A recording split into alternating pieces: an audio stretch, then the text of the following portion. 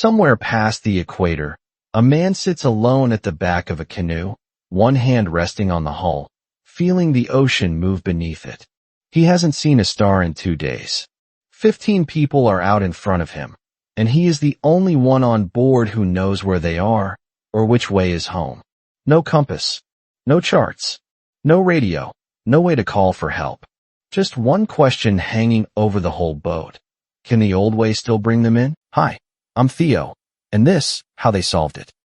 The year is 1976.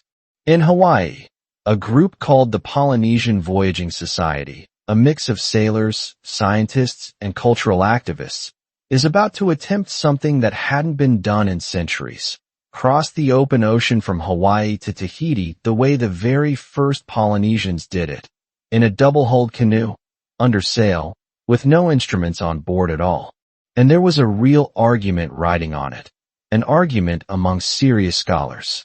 For decades, some Western academics had pushed what was called the drift theory, the idea that the islands of the Pacific were settled by accident.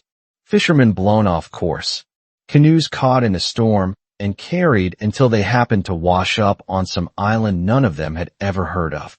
In that telling, the peopling of the largest ocean on Earth was basically a series of lucky shipwrecks.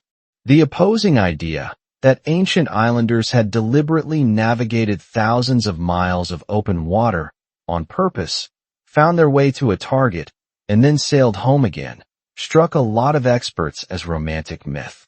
There was no proof anyone could still do it. This voyage was built to settle that question, to show it could be done on skill, not luck. There was just one problem. In Hawaii, nobody still knew how.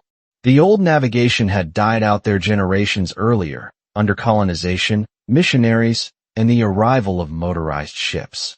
The complete system, the whole living art, survived in only a handful of people, scattered on a few islands on the far side of the Pacific.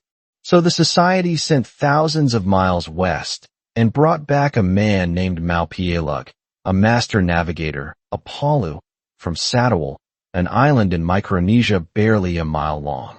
As a boy, Mau had learned the stars by arranging pieces of coral in the sand, and memorized an entire map of the ocean, the stars, the swells, the flight paths of birds, with nothing written down. He was one of the last people alive who carried the whole system in his head, and he had never once sailed to Tahiti in his life.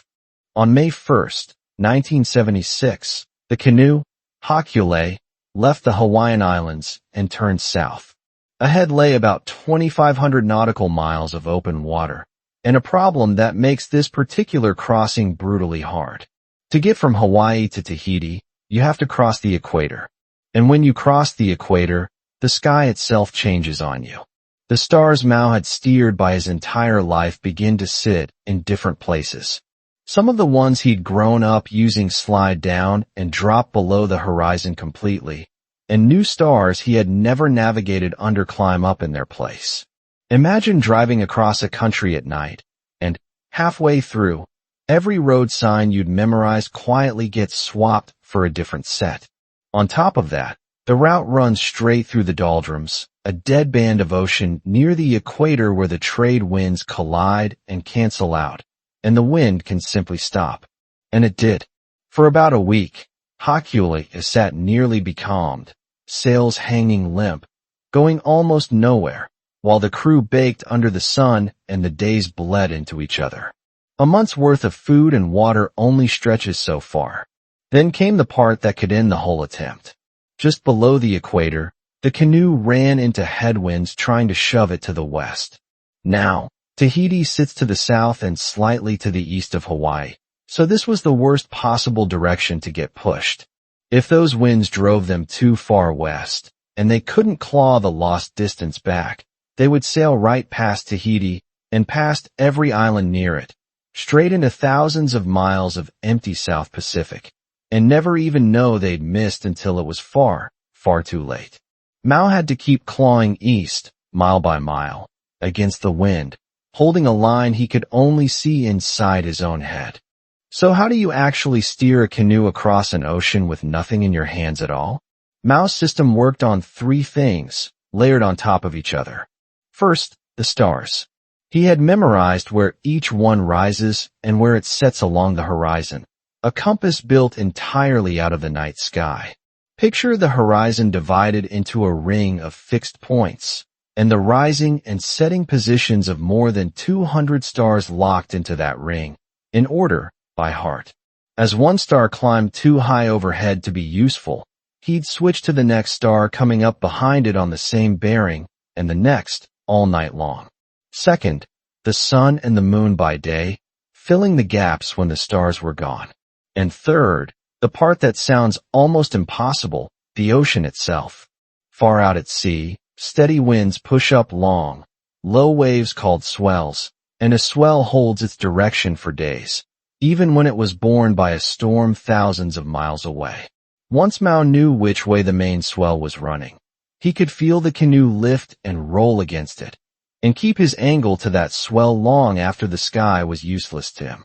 Crews described him lying down flat in the hull at night, eyes closed, reading 2 or 3 different swells crossing underneath the boat at the same time, just by the way they tilted his body. And there's one more layer, the one that ties it all together. Mao kept a moving map running in his mind. In his system, you imagine the canoe sitting still, and instead you picture the islands sliding past it, tracking how far you've come and how far is left, updating it hour by hour, star by star, with nothing written down anywhere on board. It exists only as long as the navigator holds it there. Then the real test came. 4 days at a stretch, solid cloud rolled in and swallowed everything. No stars, no sun, no moon, nothing overhead but flat gray. This was the moment the entire voyage came down to. A lesser navigator would simply have been blind. Mao made a choice that sounds insane. He kept going.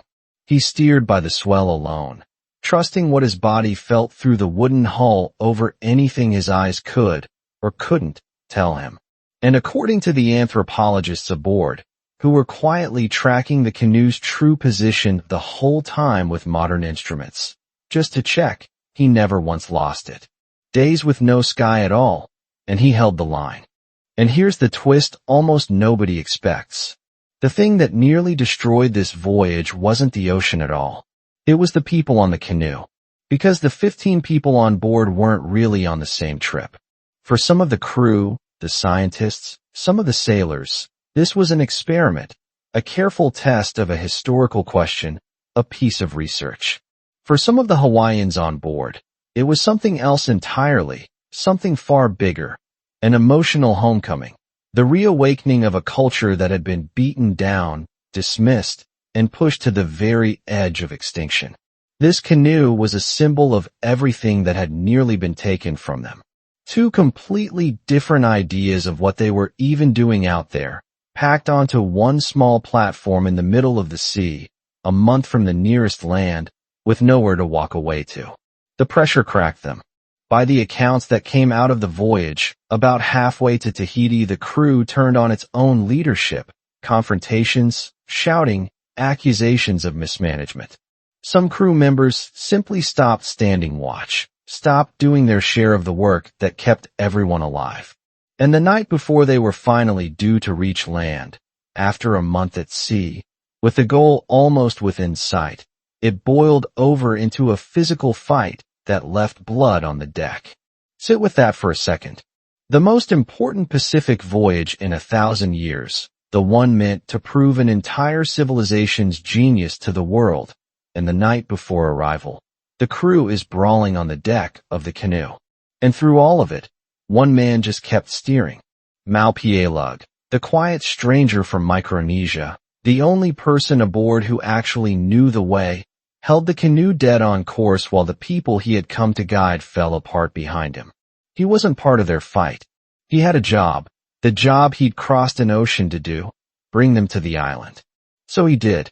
About 33 days after leaving Hawaii, Hōkūleʻa raised the western edge of the Tuamotu Islands, almost exactly where Mao's mental map said it would be, and sailed on in toward Tahiti.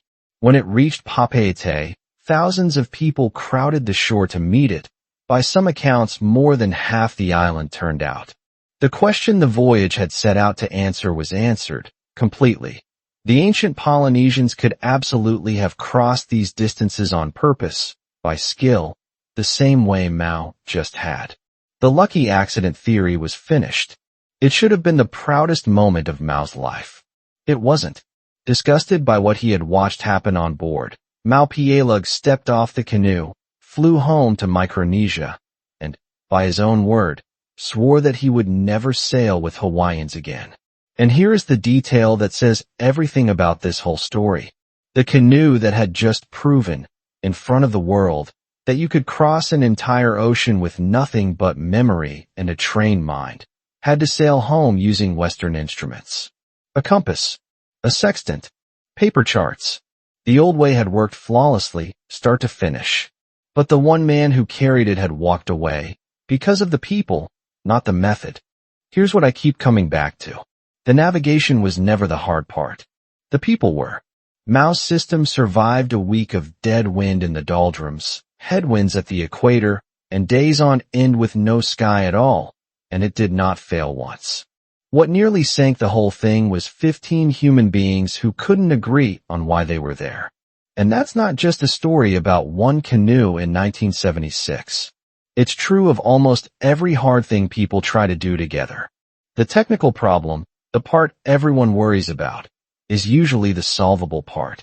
It's the trust and the patience and people holding their post when it gets cold and miserable and thankless that actually decides whether you make it or not.